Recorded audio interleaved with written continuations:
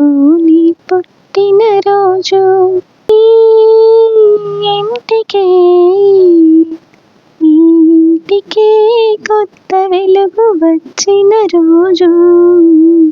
Hi అండి, అందరూ ఎలా ఉన్నారు? అదేంటి ఈరోజు ఈ పాట అనుకుంటున్నారా? ఎగ్జాక్ట్గా ఇలా పాడుతూ కాదు, కానీ ఇంతే ఆనందంగా మా అమ్మ మా అన్నయ్య కోసం ఒక స్వీట్ తయారు చేసిందండి, మైసూర్ పాక్. అది ఎలా తయారు చేయాలో ఇప్పుడు చూసేద్దాం. Let's get in to the video.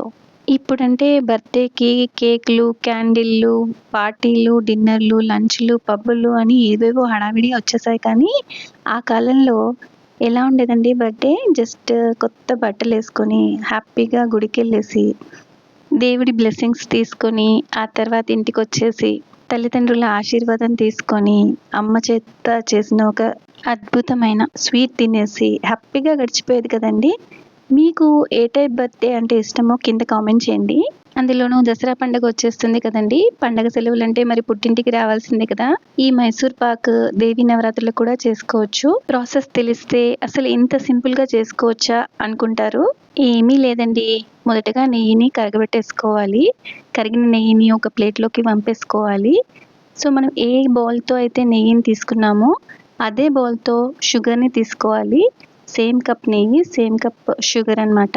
So ఆ షుగర్ని పాకు పట్టేసుకోవాలన్నమాట. ఇక్కడ ముదురు పాకం అవసరం లేదండి, తీగ పాకం అయిపోతే సరిపోతుంది. అంటే లేత తీగ పాకం అనమాట. ఇలా తీగలాగా జారితే సరిపోతుంది. ఇక్కడ కొలత ఏంటంటే హాఫ్ బౌల్ శనగపిండికి 1 బౌల్ షుగర్, 1 బౌల్ నెయ్యి మనం యాడ్ చేస్తున్నాము. ఇది మీడియం షుగర్ తినే వాళ్ళకండి. షుగర్ ఎక్కువ తక్కువ కావాలనుకునే వాళ్ళు మార్చుకోవచ్చు. ఇక అసలైన ఇంపార్టెంట్ ప్రాసెస్ ఏంటంటే మైసూర్ పాక్ అడగంటకుండా కలుపుకోవడం అండి.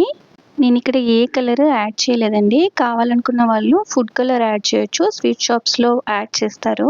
చూడండి ఎంత గుల్లగా అందంగా వచ్చిందో.